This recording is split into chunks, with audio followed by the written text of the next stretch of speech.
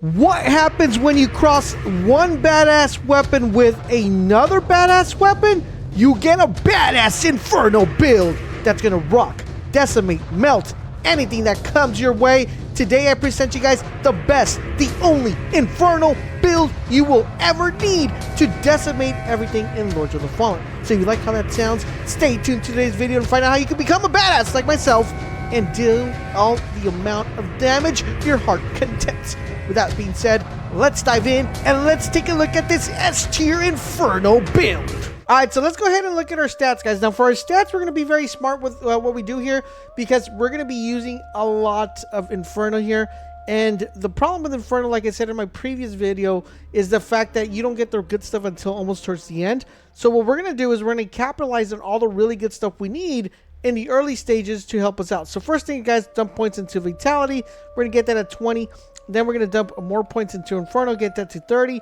Once we have that set at 30, we're going to dump some points into Agility. We're going to put just a couple points. The good thing is, early in the stage of the game, we get a really good ring that helps us our Agility, so we should be theoretically fine with that. And then we're going to dump some points into Endurance because we're going to be getting that Endurance again from our ring. Once we have it like this, 15, 15, 20, 30, then it's back to dumping points into Inferno. We're going to leave this at 40, and then we're going to raise our Vitality to 30. And then once we hit this 30, we're going to get this to 50, and you're going to go to Vitality to 40. Once you hit 40 in Vitality, you can leave it right there, and then it all just becomes a matter of dumping points to Inferno until you get it to 75, which is the kind of, I would say, the hard cap that you want for this one. Sorry, I went a little bit over there. Next up, guys, is dumping points into Endurance just so we can cast and get our spells off really fast, even though our ring should carry us through the majority of the game, but this should just leave us in a nice spot where we don't need that ring anymore. Then, guys, boosting up Agility just to make sure we don't fat roll all the time depending on the armor we have. And then the last thing you want to do here, guys, is this is going to be primarily a choice of what you want to do. You could either dump more points into Strength just to help you wield a couple weapons, or you could dump some points into Vitality to give you even more Vitality and cap it at 50. That's going to be a personal choice. I personally dump the points into Strength and then cap it at 25 and leave it like there. And I do dump some points into Radiance because Radiance does help us a little bit with that fire damage. And it lets us use a couple spells if we need to use some Radiant spells like Healing Spell. So I usually dump the rest of the points right there, and then we should be good to go. Alright, so now that we got that out of the way, let's go ahead and dive in and talk about weapons. We're using two of the most OP weapons currently in the game. We have, of course, if you guys saw my first video, we're going to be running the Fallen Lord Sword. The reason we're running this weapon is because this weapon, once you have it set up correctly, every time you kill someone, it will cause an explosion animation, and that explosion animation helps you with AoE, and it helps you kind of delete the enemy because we're also going to be applying Wither with this one. So with the Fallen Lord right now, we have, as you guys see, 300 right there on Burn, which is really, really good, and Ignite. So the cool thing about here is that we're coupling this with another OP weapon called the Grinning Axe.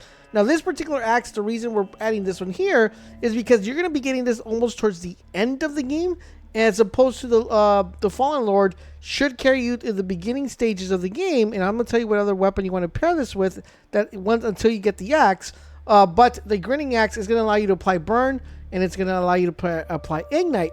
Now the beauty about this particular weapon is that it's an S tier. Yes, this is an S tier weapon, so it's going to be scaling exponentially on, with Inferno. Another thing about this particular weapon is that this weapon applies Wither as well. So not only are you applying Wither damage, but when you apply that Wither damage, that blow up that you get from the Fallen Lord Sword is going to pretty much decimate the enemies as you're watching here in the footage.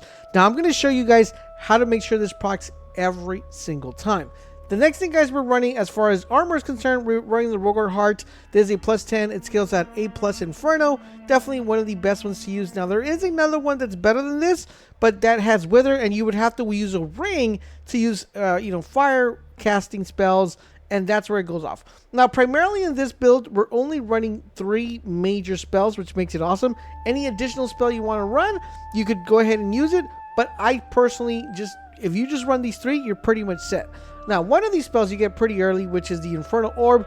Very low mana cost, really good damage at range, really good damage up close, really good AoE damage, really powerful.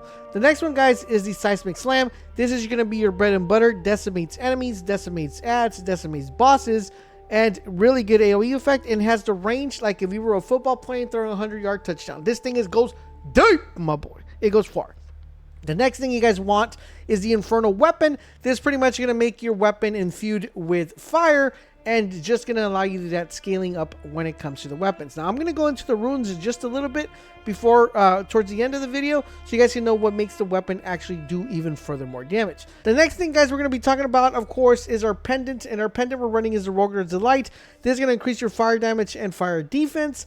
We're also running the ring called the Ring of Knight's Fire, which is going to deal additional fire damage with wither damage. So remember, our sword already is doing wither damage and fire damage, so this actually scales up pretty nicely. And last but not least, we're running the Ring of Inferno Devotion, which is when you inflict burn buildup simultaneously, inflicts ignite buildup, so that's what's causing that thing to blow up. But apart from that, I'm going to show you guys what runes you need to apply to your weapons to make this even go further. I do want to recommend a couple things that you want to have in your inventory, and that is the Mana Stone clusters and the large Mana Stone. Basically, you just want to have Mana Stone just to make sure you guys are getting your mana back when you're using your spells. Regardless if you use your spells or if you use your weapons, you're just going to be decimating anything that comes your way. Alright, so here's what we're running in our axe, guys. We're running the Burla, which is what the Burla does, guys. It's going to increase your Inferno attribute scaling, and we're running 3 of these. Now, what makes this beautiful is that we're running this on the sword, and we're also running this on the axe. Now, the reason we're running this is because anytime we use our sword will cause that blow-up effect that you want to get proccing every single time you're hitting someone. This makes it really crazy, really OP.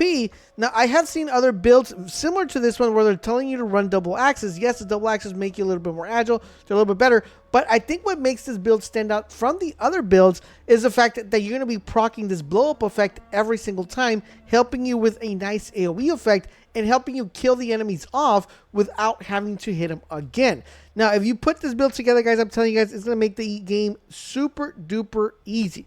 Now, the only downside of this, guys, is you're going to be getting the axe fairly late in the game, but there is a weapon that you're going to be able to get when you pick up the Fallen Lord sword, which is called the Bloodlust. Now, you can theoretically run this as your secondary. The good thing about this particular weapon is that it also applies bleed, as opposed to your axe applying wither. This one applies bleed and fire, which theoretically you could do the same thing and just get started with this one with the Bloodlust and the Lord and the Fallen Lord and compensate that as you progress throughout the game. I'm telling you, put this build together, guys, you won't be disappointed. It's going to do so much damage. You're not going to want to go back to any other build unless you haven't seen my one-shot build that is doing amazing, amazing damage as well. Now, if you guys are enjoying our Lords of the Fallen content, the best thing you could do, guys, is support us by dropping a like, dropping a comment, and making sure you let us know you want to see more Lords of the Fallen content and what build you would like to see next in the comments section down below. Don't forget, we have a second channel where we have more Lords of the Fallen content, so make sure you guys check that out. Links is down below as well. Thank you guys for watching, and I'll catch you guys on the next video.